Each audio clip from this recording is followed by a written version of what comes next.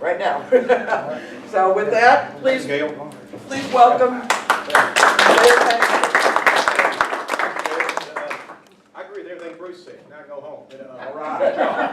Like you said. I love a short-winded politician. Yeah, exactly. This is Loudermilk guy. I see all these Loudermilk things everywhere. Barry's a good guy, whatever. His son Travis works in Tom Graves' office up in Dalton. He's a great person too.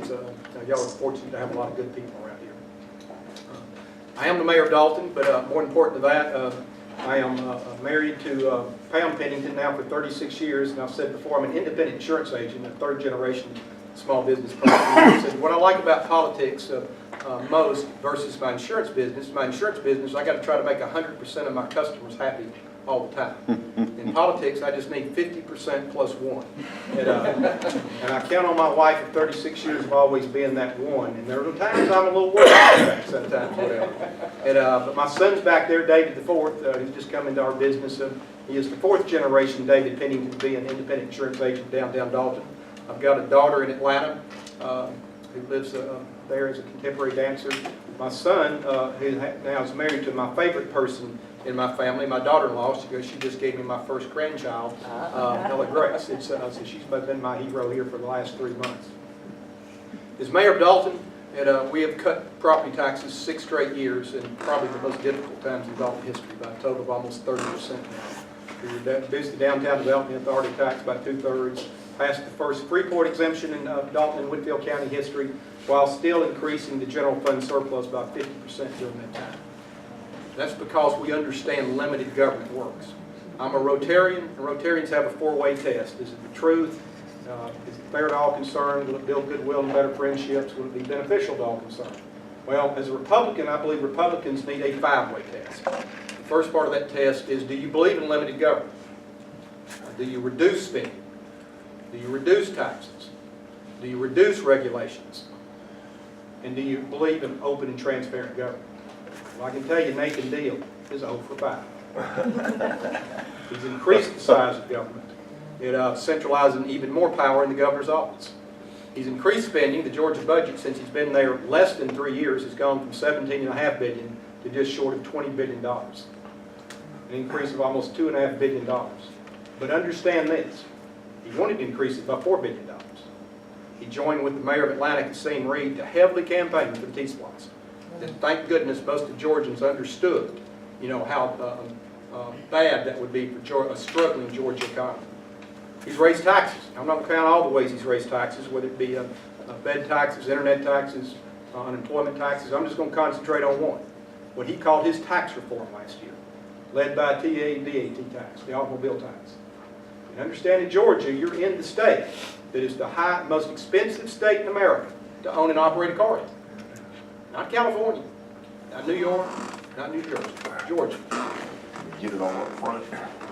Now, he was presented 2 important bills by the former governor when he first took office.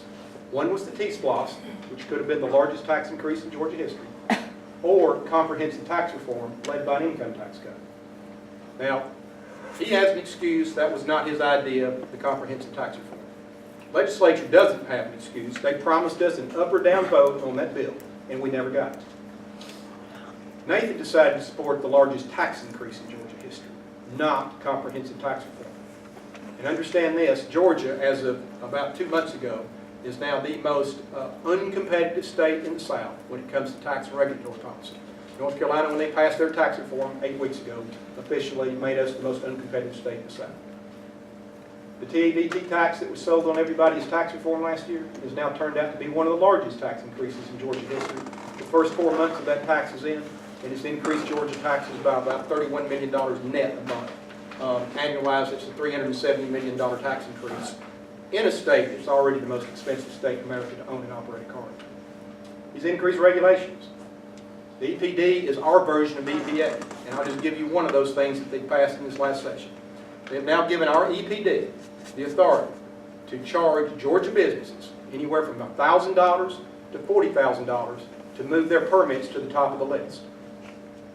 When I first read that, I said, are we talking about Soviet Georgia? Or are we talking about the Georgia in the United States? We now, it's legal to bribe a bureaucrat to do what they're supposed to be doing anyway.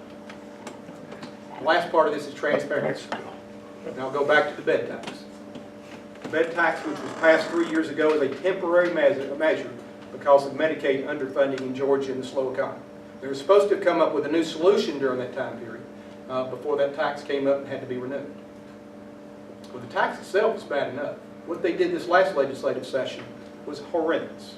Not only did they renew the tax, and understand that tax is not a tax on hospitals, it's a tax on private payers when they go into the hospital. That's how that tax has been passed. They now have removed that tax where the legislature does not have to debate it, does not have to vote on it, to an unelected board, the Department of Community Health, that now has the power to levy that tax, which they did this year, 1.45%. It brings in about $245 million a year.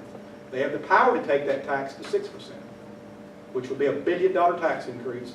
Your legislator will never debate it, will never have to vote on it. I don't call that transparency.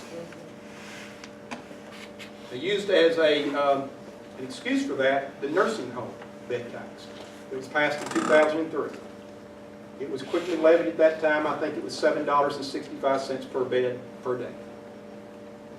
And when you don't have transparency and nobody had to vote on the tax increases on the nursing home industry after that, that tax is now at its maximum, $17.10 per day. It's increased from $13.39 per day to $17.10 during Nathan Deal's governorship. Another way he's increased taxes and doing it in a very non-transparent way. Well, how's that government working out for Georgians? We've gone from 15 to 6 in food stamp recipients over the last few years. We've added 40,000 new food stamp recipients this year alone in Georgia. For the first time in history that they've been keeping the statistics, Georgia is now in the top 10 in childhood poverty. We've gone from 11th to 6th. Nathan says he's not going to take the Medicaid expansion. He's expanding Medicaid as we speak with his poor economic policies. We've increased the Medicaid rolls by 15% over the last 4 years. And the worst of all this is this. When he took office, we ranked 8th amongst 11 states represented by the Southeastern Conference football, which I'm a football fan, so I like to compare things to that. States from Texas to Missouri to Kentucky to South Carolina down to Florida. When he took office, we ranked 8th out of those 11 states in the highest unemployment. Not good, but not last. We are now dead last. South Carolina has lower unemployment than we do. Mississippi now has lower unemployment than we do. Alabama, which is number 1, and we're used to them being number 1 in the SEC, unfortunately. If you see red and black, I am a Georgia. Their unemployment rate is 1/3 lower than ours. They're at 6.3%, where we're at 8.7%. We are 20% above the national average. Well, I would say that style government we've had over the last 3 years does not seem to be working out well for Georgians. So what do? We go back to what I said just a little while ago about tax reform. We've got to cut the state income tax on the way to eliminate it. That is the most onerous tax on small businesses. Small businesses generate 65% of the net new jobs in America. Second part of this is this. In Georgia is obviously a very lowly educated state. And the best jobs that most Georgians can get, paying $14, $15 an hour, are manufacturing jobs. Obviously, I know a little bit about manufacturing, being the mayor of Dalton. Y'all know a little bit about being in Cartersville. We share a carpet industry together. We need to allow 100% of expensing for all businesses, not just manufacturing business, of their capital purchases in the first year.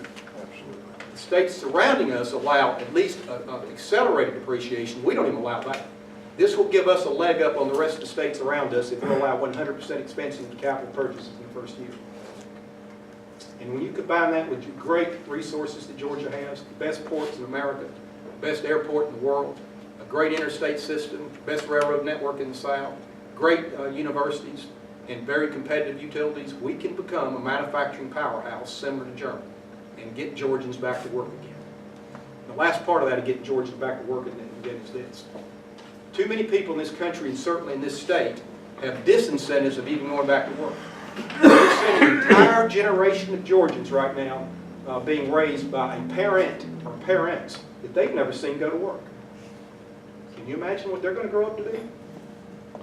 We need a tax policy that allows earned income tax credits for people, poor people, when they go back to work, it gives them incentive to get back to work and take the disincentives away, particularly food stamps, things like that. The state has a lot more control over food stamps than a lot of state officials will let you know about. We've got to get these people back to work. Education. To be successful in this world, in this state, in this country in the future, we've got to close the education achievement gap. And I am convinced you can trace the decline in public education in this country and in this state, first with the centralization of all the power into state houses and now into Washington, D.C. In 1900, 10% of 18-year-olds had a high school diploma. By 1970, 80% of 18-year-olds had a high school diploma in this country. Almost total local control during that 70 years. Again in the 1970s in Georgia with QBE, Jimmy Carter being elected president and starting the Federal Department of Education. They started centralizing all the power and authority into Atlanta, Georgia, and into Washington, D.C. How's that work for us? Remember, 80% of 18-year-olds had a high school diploma in 1970. What are you doing, Frank? By 2000, only 74% had a high school diploma. Centralized authority and power does not work. That's why the Soviet Union lost the Cold War. We don't remember from our own history that it doesn't work.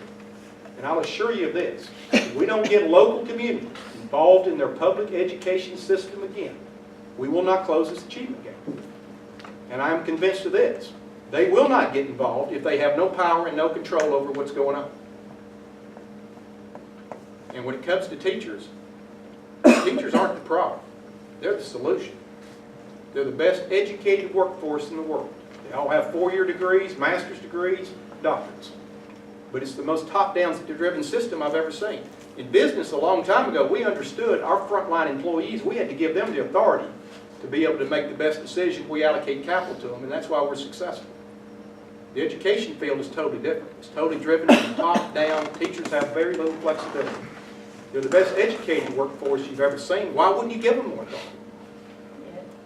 And when it comes to their commitment, what other workforce do you know that can't even go to the bathroom when they want to? A lot of teachers can. And when you see, unfortunately, over the last 3 or 4 years in this country, some of these horrible incidents in schools, what other workforce have you ever seen that will lay down their lives for other people's children? Teachers have done it. They're not the problem. They're the solution. We need to decentralize authority back to local communities, back to local school systems, and I'll assure you, we will lead the nation in closing this achievement gap if we'll do that and have the courage to do that. Amen. Last part of that, and Bruce hit on his efforts. We are ranked, unfortunately, not 48, we're ranked 50 as one of the most corrupt states in America. Not New Jersey. You always hear about the Sopranos and the rest of it, the state of Georgia. And to me, the biggest deficit we have in this country is not the trade deficit. It's not the budget deficit. It's the trust deficit in our federal, state, and local officials. You cannot operate a democracy unless you trust the people that you're elected and govern. We've got to close that. And there's one simple thing in Georgia that we can do right now. They decided a long time ago, the state legislature, that city councils, which I'm part of, county commissions, and school boards had to have open meetings. They exempted themselves from it. And some of the worst legislation that you see come out of there, they're sprung on them one night, told they have to vote on it the next day. And they don't even know what they're voting on. This TABT tax bill is a very good example of that. They gave them 24 hours basically to read it and vote on it. They were told that it was revenue neutral. Now they're finding out it's anything but revenue neutral. They need to be under the same open meetings laws that local communities are under. Because it's amazing how much better government gets when you let the sun shine in. This is a great state.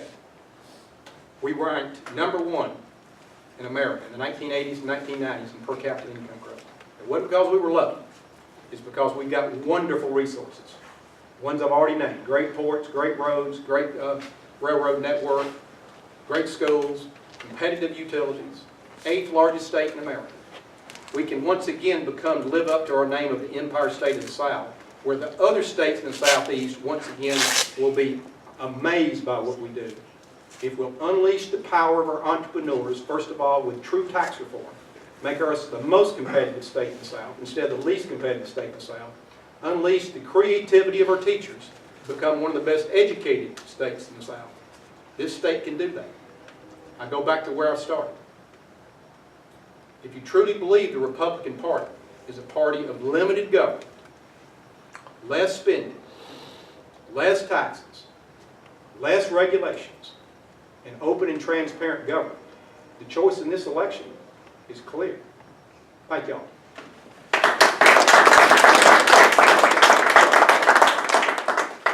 We're going to open it to questions now, so go right ahead. Paul? Yes, sir. Governor, the Constitution provides, Not yet. wishful thinking, but we can be hopeful. The Constitution provides one of your duties is the chief law enforcement officer of this state, and it provides specifically that you will see that the laws are faithfully executed. If a citizen complains to you that a district attorney or a judge is committing criminal acts in their office, what would you do? Well, first of all, obviously, we have there is a due process that you have to go through. There needs to be an investigation or whatever, and I'm sure the Attorney General would be involved in it.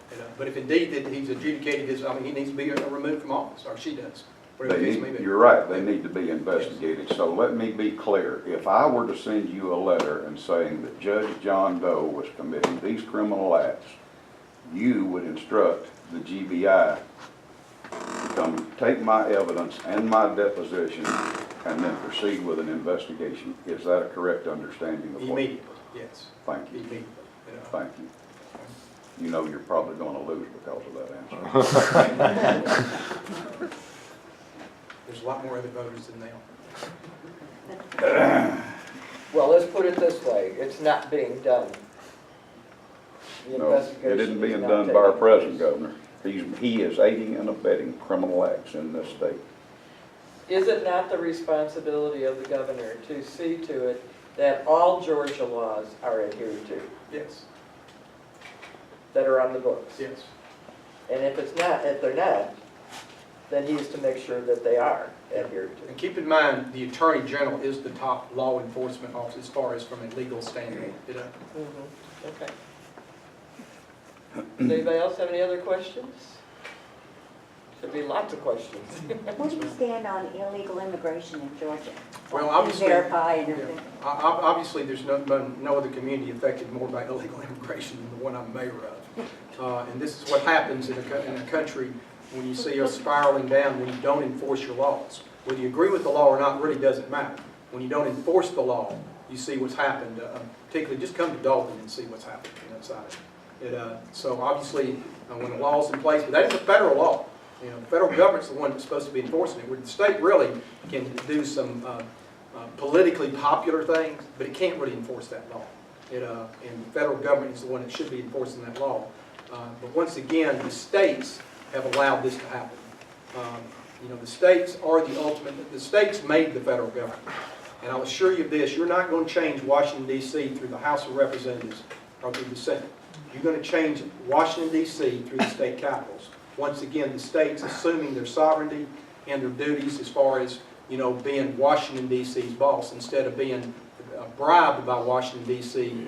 To put up with their programs, things like that, whether it be No Child Left Behind, Race to the Top funds, Common Core, things like that. But that's, obviously a real issue as far as the sovereignty of the states. But unfortunately, immigration laws are a federal law, and it amazed me 2 or 3 years ago when they had a demonstration in front of the Capitol, and we had illegal aliens wearing things, "I'm an illegal alien," in our national capital, and nobody did anything. And I can tell you this, and I told our Congressman, Tom Grace, this, and Tom Grace is a great congressman. I'm not for any immigration reform until we reform our social welfare system. Absolutely. We cannot afford any more poor people. on our social welfare system, period. Well, they're potential Democratic voters, they're not poor people. It's, Amen. Amen. That's, But the thing about it is most of the people that came from Mexico were not their doctors and lawyers and Indian chiefs. They were poor people. We can't afford it. Whether you're for them or against them doesn't really matter. We cannot afford any more poor people on our social welfare system. But everybody's ignoring that end of it. We're doing nothing to reform that system. We have doubled food stamp recipients in this country over the last 6 years. Doubled. It's bankrupting us. Now, I've got a heart too, but it's not going to do us any good if it takes the entire country down with us, and that's where we're headed.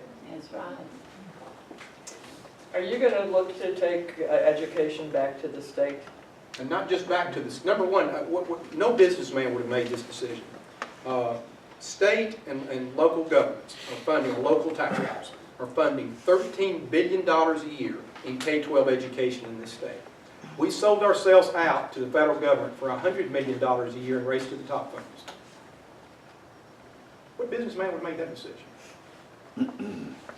We don't need the $100 million. It's a terribly losing proposition. Whether it be no Child Left Behind, now Race to the Top, and now Common Core. We don't need Common Core, we need common sense. At least the teachers. How do you feel about taking the government out of education altogether and returning education to the communities where the children and the schools are? That's just exactly what I said. I mean without the government, not the state, not the feds, not the local government, but to incorporate every school. And every parent that has a child in that school would have a share of stock in that school for each child that they have. Well, but who's paying for it? Well, those people who can afford it will pay for it, and then we'd have to raise funds for those who can't afford it. But that's certainly a better situation. What people don't understand is when the government is in charge of education, it is not possible for them to not conduct a system of perpetual propaganda. amen. And it's not an education system, it's an indoctrination system. And it goes on and on. It's That's ridiculous. what happens when you lose your local control. And I'm saying that When I went through the Dalton City Schools a long time ago, we had about 4,200 students in the Dalton City School system when I finished. When today we have about 7,700. When I finished with 4,200 students, we had 4 people in the central office. Now, with less than twice as many kids, we've got about 53 people in the central office. And that's not counting what's in the state bureaucracy, no. That's what happens when you begin centralizing it into higher and higher government. Now, we've got to be able to aggregate the funds. And that's why when you say government, local government's getting out of it, I'm not sure how that could work, because there are going to be freeloaders who don't want to pay anything, who can pay something. And it's really incumbent upon our society to make sure we have a well-educated population. Because if not, we're going to become poorer and poorer. So what I'm for is decentralizing the power and control back to local communities, back the way it was before 1970. Because all the rest of these things, QBE, Race to the Top, No Child Left Behind. they're just excuses to raise our taxes. What is federal government and state governments are great at coming up with abbreviations and monikers. They're very, very poor at executing an education policy. And it's well proven now. When I taught over at Reinhardt College, I used to challenge my students. Taught a course called History of Economic Thought. And I would challenge my students at the beginning of the year, and I'd say, it's worth an A to you if you can bring me a government program that's a genuine program. We're not talking about honoring mothers or something like that, but we're talking about a funds transferring program. You show me one federal government program that's accomplished what it set out to do, and I'll give you an A in this course. I taught over there for almost 4 years. I didn't have one student to come up with it. Not one. And they just, oh, that's too bad. They just accept it and move on. Another problem I noticed that you were talking about, the problem with education. I hate to say it, but I think colleges of education were a bad idea. I don't think they've contributed to the education quality in this country at all, because now we're turning children out to teach our children that have a degree in history education. They don't know any history because they don't have a degree in history, but they can tell you how to turn a page and how to fill out a workbook and this, that, and the other, and they're teaching our children history. And the fact is they don't know any history, so they're just teaching the propaganda that's in the textbooks. We gotta do something about that too. Local control. Keith, did you have a Many, question? none of you in this room know me. I'm new to your community, my community, but I'm one of you. My concern is that in many of the states, we're seeing increasing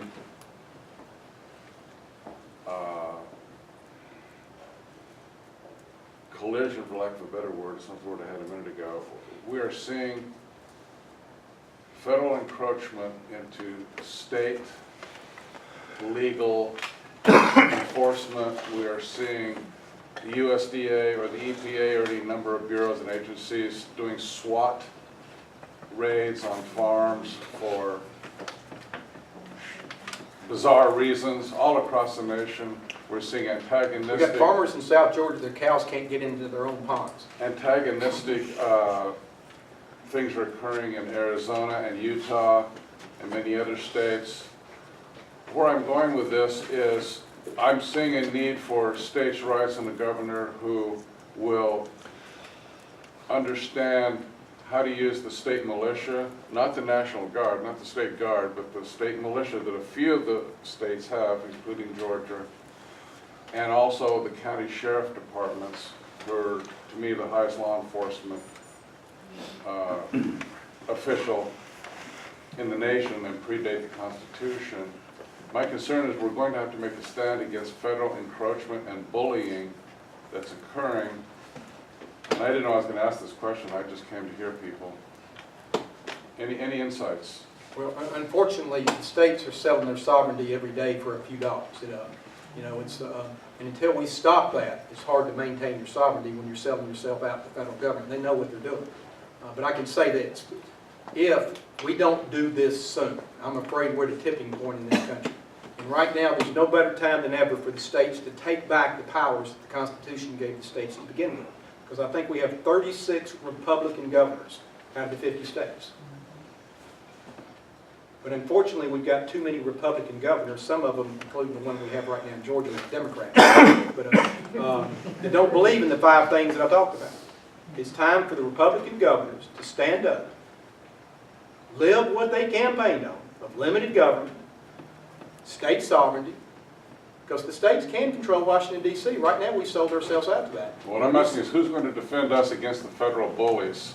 And States have to do how? States We have to have- defend The states ourselves. have to do that. Yeah. States have to do that. Don't sell ourselves out anymore. I mean, we need to tell them to take those race to the top funds and race back to Washington with them. You're not interfering in our education system anymore. Our local communities need to take I don't want over to talk about education. education. I want to talk about the bullying that's going on with citizens Well, that's part of it. where the state and county officials are not intervening. But they're A asking for federal more money. official should come into a county and check in with the sheriff's department and state his business with a citizen of that county or be arrested. Because your local politicians are the same as the state politicians. They're taking checks from Washington, D.C. Exactly. There's the problem. But the bullying is official. You have to understand, less than a week ago, a woman named Miriam Carey was murdered in Washington, D.C. She was a hard-working single mother. She had a 10-month-old infant in the back seat of her car. I'm aware of that. She did nothing, not one thing that was illegal except take a wrong turn. They corralled her, and then they lied about her and said she tried to ram through a barricade. She didn't. She stopped about 36 inches short of it. The cops crowded her car, got out, raising their guns. I'm aware of all of these incidents. Well, until I really do. all of us, let me ask you this. Will you go out this week and talk about Miriam Carey to 10 people? Because until the people of this country start raising hell about murdering our citizens, it's going to continue. In Cherokee County, just last year, a 16-year-old was shot by a Cherokee County sheriff's sniper in his own living room.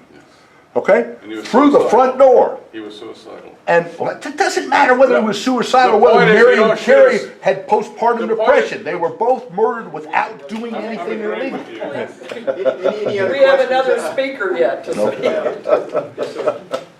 And we have to raise our voices. On homeschooling, I believe in education choice, period, whether it be private schools, Christian schools, homeschooling, public schools, but understand this. The overwhelming majority of kids are going to be educated in the public school system. And one reason they say charter schools are so good because they don't have the mandates that public schools have on. So take the mandates off public schools and let them compete fairly.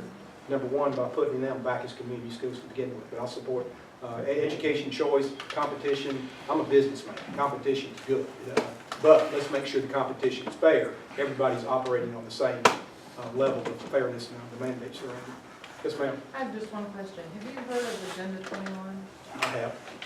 What are your thoughts on? Well, I think probably the closest thing in Georgia that I can relate to Agenda 21 are the regional commissions, which I'm against regional. No, well, first of all, what needs to happen in the regional commission, Dalton's part of the same one that Cartersville and Right. Bartow County is, and we're mandated. We have to contribute our dues. What needs to happen is, if people want to be part of that, fine, they should not be mandated to be part of it. Because I can tell you, Dalton was not mandated to be part of this regional commission. We would not be paying our dues, and we would not be part of it. It needs to be voluntary. But that's probably the closest thing I can relate to Agenda 21 as far as being governor in the state of Georgia. Regional commissions should be voluntary, not Do you think mandated. T-SPLOST was any part of that? T-SPLOST was just a very, very bad idea. Well, I know that, but there were some things going on that. Now, what T-SPLOST was part of, once again, you have Some part of similar to the hospital bed tax and the nursing home bed tax, you had leadership down there that did not have the courage of their own conviction. They're saying that we need to spend $1.5 billion on transportation. They had the power to introduce that tax themselves, pass that tax, and we never would have had to vote on it. They didn't have the courage to do that. They didn't have the courage of their convictions. That's why they came up with that, trying to solve Atlanta's what they think is Right. Atlanta's problem. Atlanta's problem is not traffic. The city of Atlanta is a good example. The mayor, Kasim Reed, wanted the T-SPLOST badly, heavily campaigned for it, while he's got a 52% high school graduation rate in Atlanta public schools. Traffic's the least of his problems. $1 billion football stadium is certainly not one of his problems. Yeah. Any other questions? Thank you. Yes. Have you given any thought to, I fear for our society and the deterioration of the family unit. What kind of public policies, or have you given any thought to how you promote a father and a mother, and, raising children other than children? Leave them alone. We need DOMA. Leave them That's alone. what we need. And so, first of all, we once again give incentives to a lot of mothers to live, to raise children out of wedlock. Those incentives need to be taken away.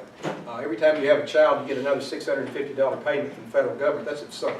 Things like that, you need to take the incentives away from that and put more disincentives as we had in this country at one time. Secondly, obviously, better examples need to be set as far as the way we live our lives or whatever. It's this country was founded on Christian principles, and a lot of the men that founded this country on Christian principles weren't Christians, but they understood this: if you didn't have a strong bedrock foundation to build this great experiment, and this still is a great experiment. No other place in the world has tried the experiment that we've done in this country over the last 240 years. They understood without that strong bedrock of no compromise as far as that's concerned, then sooner or later this country would devolve into chaos. And I'm afraid we're beginning to see that.